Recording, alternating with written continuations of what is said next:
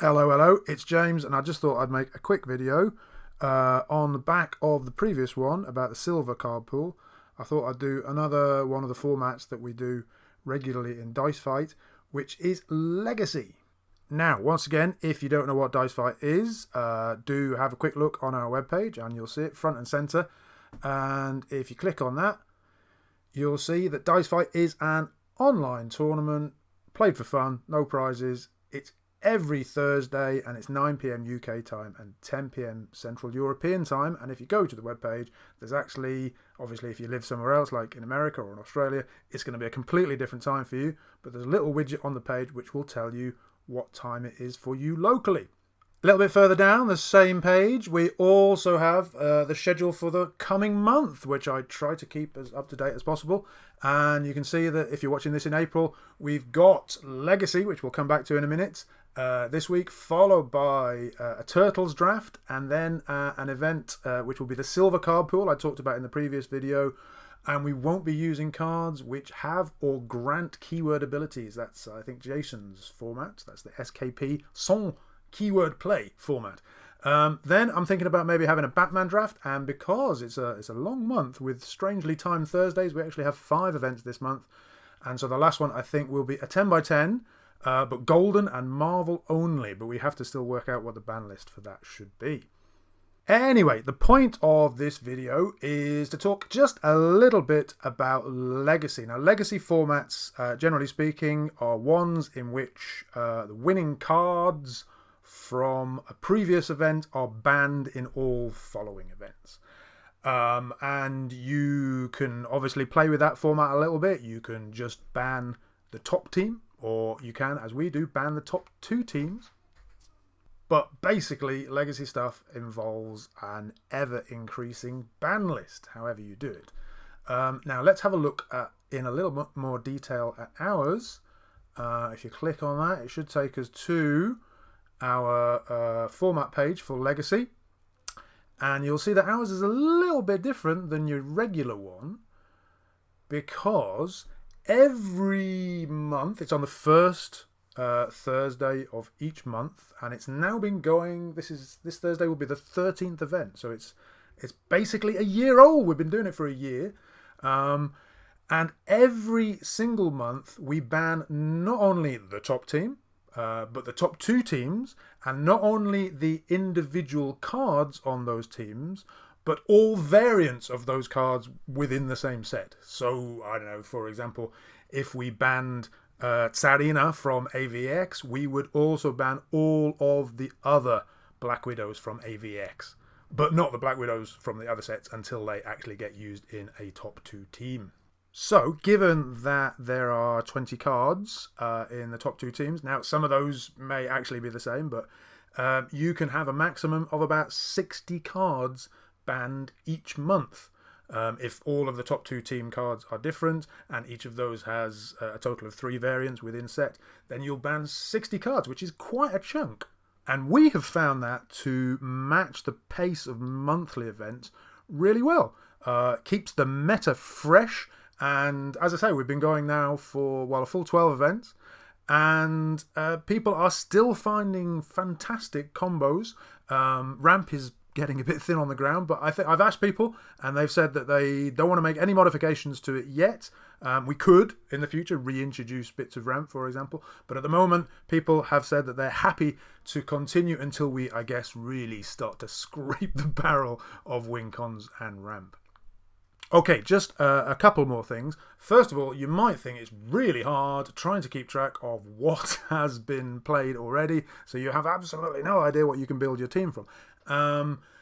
In the early days, we kept an ongoing list of everything that had been banned, and obviously you would have to refer back to that to see whether the cards that you wanted to play on your team had been banned yet. But we have a much, much easier way now.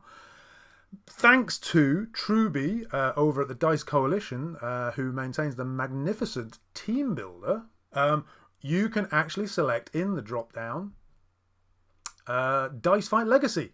And that is kept up to date by Jack. Thank you so much, Jack. He communicates with Truby. Thank you so much, Truby, who basically removes all of the cards and all of the variants of the cards from the top 2 teams each month. So if you click on that, and if you for example type in, well, I imagine Bard has gone, so let's try typing Bard, and you don't get any Bard because he went pretty early, surprise surprise, but you do get Big Bard. Okay, so you can use the team builder to build your teams, which is fantastic.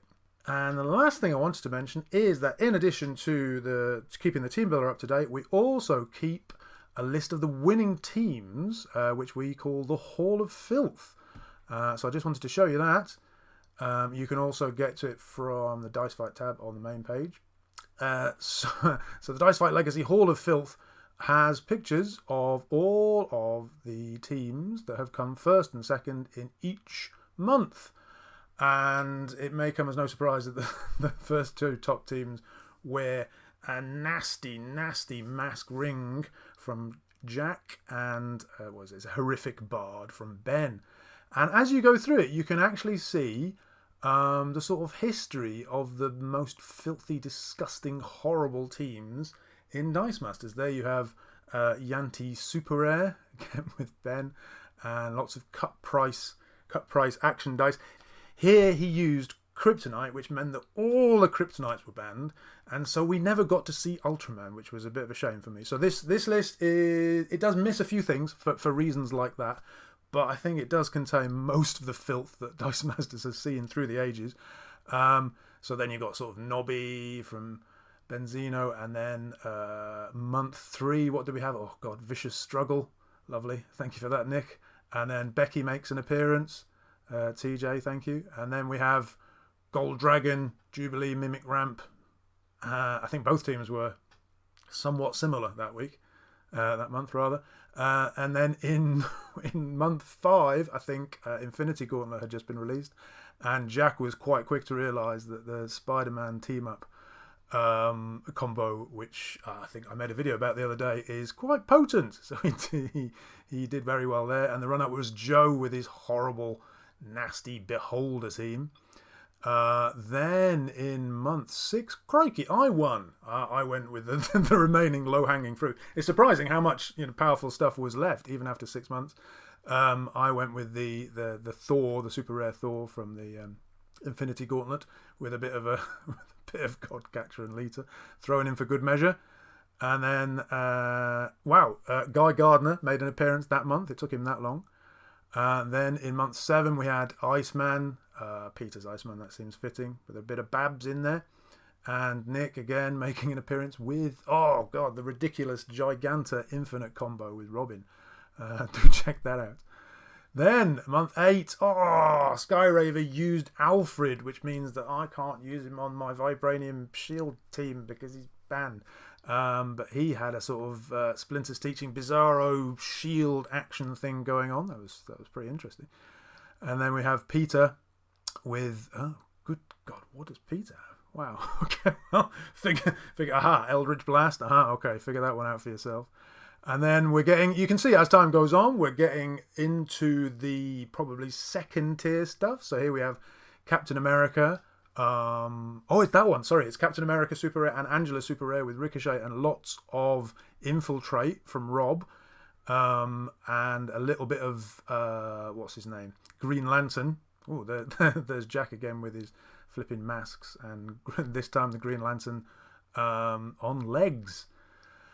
Then Rob came back with, I think, another, the other Angela, so the other Intimidate thing. So we had Intimidate two months running, and I was runner-up with, I did do my Vibranium Shield, but I wasn't allowed to use Alfred, which made me a little bit sad. Anyway, then we had week 11. Gobby finally made an appearance. That's obviously a lovely sidekicks team there from Rob. Rob on a roll. And Nick with the ridiculous Pyro Manticore thing that Shadow Meld came up with, and it's just gross and infinite and nasty. And then I think this is the one from last month, and you can see, I don't think it's even that easy to pick out the win cons here. Dan has X23, so that one's gone. It's a shame. And Nick has some sort of horrible concoction. Figure that one out for yourselves. And that brings us right up to date. So this month will be, this coming Thursday will be the 13th event. You can see that we're getting down to less common, less horrific win cons. And I think everyone's got a chance. So please, I hope that was interesting for you. Please, first of all, do your own legacy events. They're great fun. And come, if you can, if you have time, come and participate in ours. The team builder's there for you, so it should be relatively easy to make a team. And we would love to see you. So thank you very much for listening. Do let me know if you have any questions or comments. Don't forget to like and subscribe, and I will see you soon.